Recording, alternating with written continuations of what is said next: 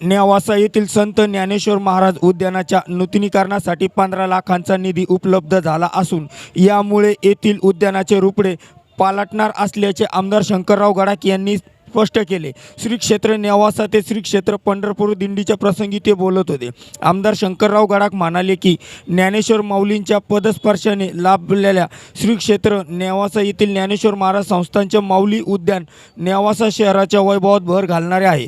या उद्यानामध्ये नवीन लॉन करणे, सुशोभित व सावली देणारे झाड लावले, पाणी व्यवस्था करणे, ठिबक सिंचन, पथदिवे डागडुजी करणे आदींसह इतर कामांसाठी 15 लाख रुपयांचा निधी देऊन तातडीने काम सुरू करण्याच्या सूचना दिल्या असून त्यानुसार नूतनीकरण उद्यानाचे करण्याचे काम सुरू करण्यात आले असल्याचे आमदार शंकरराव गडाख यांनी यावेळी सांगितले।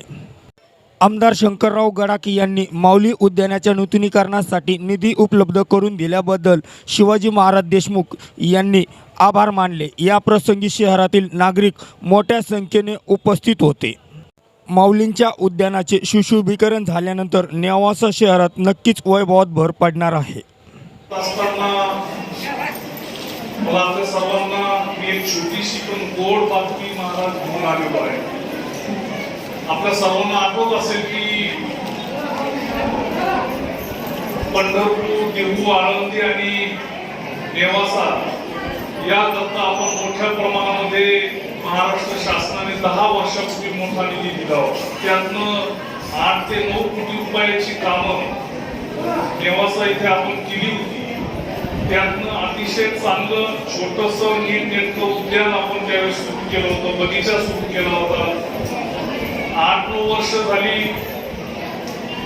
देवस्थानकडे निधी नसल्यामुळे त्याकडे थोडं दुर्लक्ष झालं, झाडी राहिली नाही, लॉन जळालेली आहे। तेव्हा आपण आता दिंडीतनं चाललेला मला 15-20 दिवस लागतील, तुम्हाला इथे हे उद्यान जे आहे ते परत पाहिल्यासारखं झालेलं दिसेल। त्यामध्ये नवीन झाडं असतील, नवीन लॉन असेल, असं 10 ते 15 लाख रुपयाचं काम करण्याचा प्रयत्न आपला तिथे आहे। फक्त पाऊस झाला पाहिजे वेळेवरती। वेळेवरती पाऊस जर झाला तर लावलेली झाडं, लॉन ही व्यवस्थित राहतील, पाण्याची व्यवस्था इथे आहेच, परंतु त्याचबरोबर नुसतं उद्यान उभारून चालणार नाही, तर ते व्यवस्थित पुढे चाललं पाहिजे याची सुद्धा जबाबदारी महाराज तुम्ही घेण्याचा प्रयत्न करणार आहे। तेव्हा हे देवस्थान मोठं व्हावं, विकसित व्हावं ही आपली सर्वांची अपेक्षा, इच्छा आहे आणि ते कालांतराने होत राहील। त्याकरता जे काही योगदान देण्याचा प्रयत्न असेल तो नक्कीच केला जाईल, एवढंच फक्त सांगू इच्छितो।